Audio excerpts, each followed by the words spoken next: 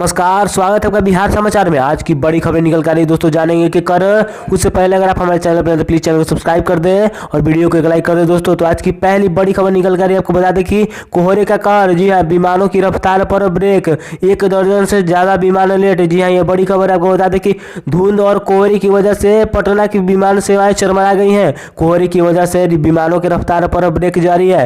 मंगलवार को भी पटना के कई विमान प्रभावित हुए। यात्री 3 से 4 घंटे तक विमान का इंतजार कर रहे हैं। सही सूचनाएं नहीं मिलने से यात्रियों में भी आक्रोश है। मंगलवार की सुबह रनवे पर अपेक्षित दृश्यता नहीं होने से दोपहर 11:30 बजे के बाद पहला विमान उतरा। भारत बंद की वजह से कई जिलों के यात्री फ्लाइट पकड़ने के लिए निर्धारित समय से 8 से 10 घंटा पहले ही एयरपोर्ट पहुंच गए थे। चलिए बढ़ते हैं अगली बड़ी खबर की ओर। आपको बता दें कि 10 वर्षों का रिकॉर्ड टूटा। इस जाड़े में सर्वाधिक ठंड 8 दिसंबर को मापा गया। जी हाँ, आपको बता दें कि मंगलवार यानी कि मौसम का मिजाज मंगलवार को काफ़ी बदला रहा। न सिर्फ इस जाड़े की सर्वाधिक ठंड 8 दिसंबर को दर्ज की गई, बल्कि अधिकतम तापमान गिरने से पिछले 1 दशक का रिकॉर्ड भी टूटा। सामान्य अधिकतम तापमान में 5.4 डिग्री का रिकॉर्ड भी टूटा। आपको बता दें कि अधिक तापमान में 20.1 डिग्री दर्ज किया गया, जो पिछले 10 वर्षों में 8 दिसंबर का सबसे कम तापमान रहा। पारा गिरने के साथ पछिया हवा चलने से शीतलहर जैसी स्थिति दिन भर बनी रही। मुजफ्फरपुर और आसपास के जिलों में दिन 10 बजे तक घना कोहरा छाया रहा। दिन चढ़ने के साथ उसमें थोड़ी कमी आई, लेकिन धूप नहीं खिली। बादल और कोहरा के बीच आसमान से दिन में भी ओस की बूंदें गिरती रहीं। चलिए बढ़ते अगली बड़ी खबर की ओर। आपको बता दें कि सहरसा और पटना से इन रूटों के लिए आज से मेमू और डेमू स्पेशल ट्रेनों का परिचालन शुरू हो गया है। आपको बता दें कि सहरसा से पटना और जमालपुर को मेमू स्पेशल ट्रेनों का परिचालन मंगलवार से शुरू हो गया है। इसके अलावा पटना से झाझा एवं पंडित दीनदयाल उपाध्याय के बीच 4 जोड़ी मेमू और डेमू पैसेंजर स्पेशल ट्रेनों का परिचालन शुरू हो गया है। वहीं पाटलिपुत्र से रक्सौल और सोनपुर से कटिहार के बीच भी ट्रेन चलनी शुरू हो गई है। ट्रेनों का परिचालन 31 दिसंबर तक होगा। पूर्व मध्य रेल ने यात्रियों की सुविधा के लिए इन ट्रेनों का परिचालन फिर से शुरू करने का निर्णय लिया है। बीच में 30 नवंबर तक इन ट्रेनों को चलाकर परिचालन बंद कर दिया गया था। चलिए बढ़ते अगली बड़ी खबर की ओर। आपको बता दें कि बिहार में बेरोजगार को रहा तो अगले साल तक 5 लाख लोगों को मिलेगा रोजगार। जी हाँ, ये बड़ी खबर है। आपको बता दें कि बिहार सरकार अगले साल तक 5 लाख लोगों को रोजगार देगी, लेकिन लोगों को केवल सरकारी नौकरी पाने की इच्छा से ऊपर उठना होगा। सरकार की कई योजनाओं से रोजगार के अवसर सृजित होते हैं। लोगों को स्वरोजगार की दिशा में भी काम करने होंगे। रविवार को गैर सरकारी संस्था कबीर के लोग की ओर से आयोजित 19 लाख रोजगार सृजन संवाद में सरकार के 3 मंत्रियों मंगल पांडे, अमरेंद्र प्रताप सिंह और मुकेश सहनी ने अपने विचार रखे। चलिए बढ़ते हैं बड़ी खबर की ओर।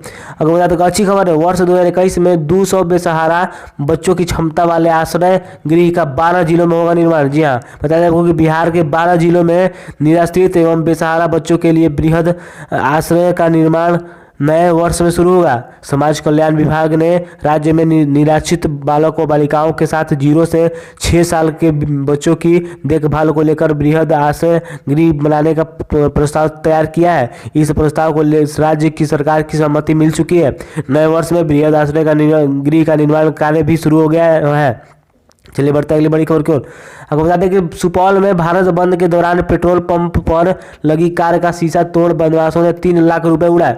भारत बंद के दौरान पेट्रोल पंप पर खड़ी एक कार का शीशा तोड़ बदमाशों ने 3 लाख नगद उड़ा लिए। घटना मंगलवार दोपहर लगभग 12:30 बजे की है। बताया जा रहा है कि सदर थाना क्षेत्र के वार्ड 4 निवासी व्यवसायी जितेंद्र कुमार अपने कारोबार के लिए SBI से 3 लाख रुपया निकाल कर घर लौट रहे थे। चलिए बढ़ते अगली बड़ी खबर की ओर। आपको बताते हैं कि SDM की रिपोर्ट में खुलासा, रोहतास में दूषित पानी पीने से हुई थी 3 बच्चों की मौत।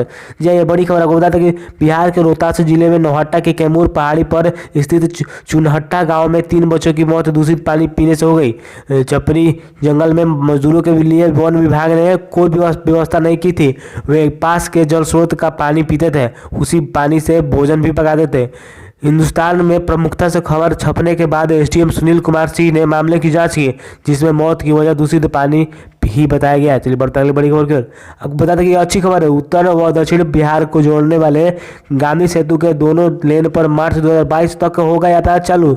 जी आपको बता दें कि उत्तर व दक्षिण बिहार को जोड़ने वाले महात्मा गांधी सेतु के दोनों लेन मार्च 2022 तक चालू हो जाएंगे, जबकि गांधी सेतु के समानांतर बनने वाले 4 लेन के नए पुल का निर्माण भी जल्द ही शुरू होगा। नेशनल हाईवे की परियोजना की समक्ष के क्रम में पथ निर्माण मंगल पांडे ने इन परियोजना को लेकर आवश्यक निर्देश दिए हैं। चलिए बढ़ते अगली बड़ी खबर।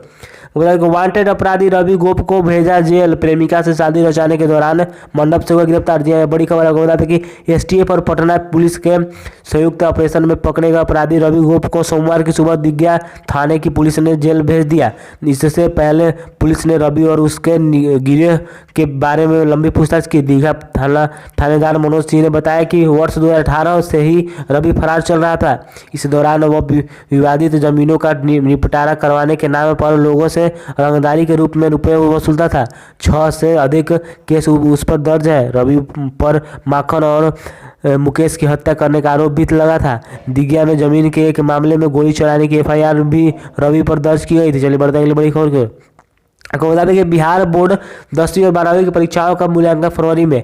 बिहार बोर्ड ने मैट्रिक और इंटर परीक्षाओं के साथ मूल्यांकन की तैयारियां तेज कर दी हैं। इंटर और मैट्रिक मूल्यांकन के लिए 7 केंद्र बनेंगे। फरवरी में परीक्षाओं का मूल्यांकन भी शुरू कर दिया जाएगा। 26 फरवरी से इंटर और 5 से मैट्रिक का मूल्यांकन शुरू होने की संभावना है। इसके साथ ही बिहार बोर्ड की इंटरमीडिएट वार्षिक परीक्षा 2021 में 152 आदर्श केंद्र बनाए जाएंगे। बोर्ड के निर्देश पर सभी जिलों में आदर्श केंद्र चिन्हित किए गए हैं। हर जिले में 4 आदर्श केंद्र बनाए जाएंगे। चलिए बढ़ते हैं। तो आज के लिए दोस्तों, अगर आप हमारे चैनल पर हैं तो प्लीज चैनल को सब्सक्राइब कर दें, वीडियो को लाइक कर दें। धन्यवाद।